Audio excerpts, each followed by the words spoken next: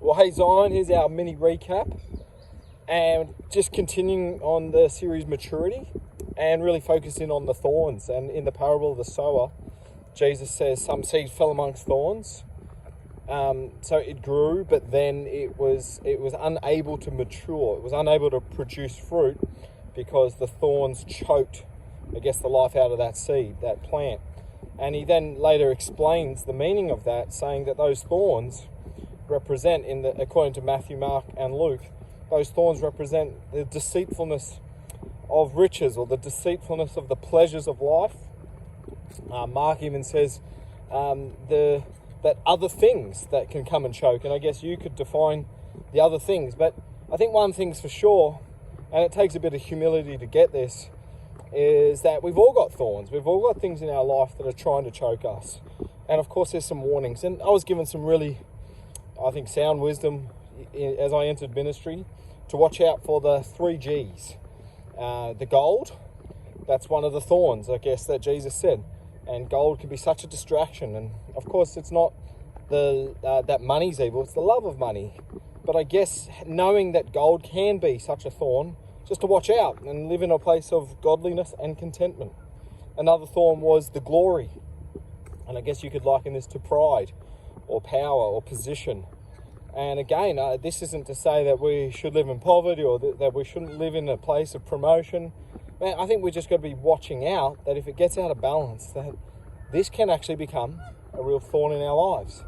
And so just careful that pride doesn't rise up in your life, or power, or you get your validation from the title in your name and how many letters are before it or after it. But, just to watch out and stay humble and to really just keep a watch on that. And then the other one was, the other thorn is the girls, or for guys, girls or guys. And, we do relationships, unfortunately, really poorly. The world is promoting things that are massively contrary to the way Scripture wants us.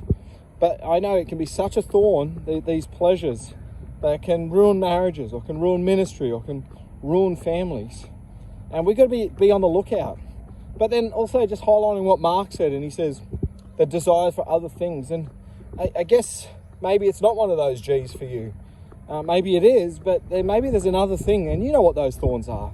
But you know what, if we're really going to mature, it's not just about self-identifying these thorns, but it's also allowing others to speak into our life. And we would love to become a church community that truly looks out for one another and allows people to see some of the thorns that are in our lives. And some of those thorns, we don't even notice it, but if we allow others into our lives, they will then see those thorns. And it takes a bit of humility to go, hey, I've got some thorns in my life. So I want to challenge you, what to do now. If you know you've got thorns, don't keep it to yourself. Bring it to Jesus. And in Scripture, thorns in the Garden of Eden represented the curse as a result of them breaking God's commandments. But you later learned when Jesus was crucified that he wore a crown of thorns.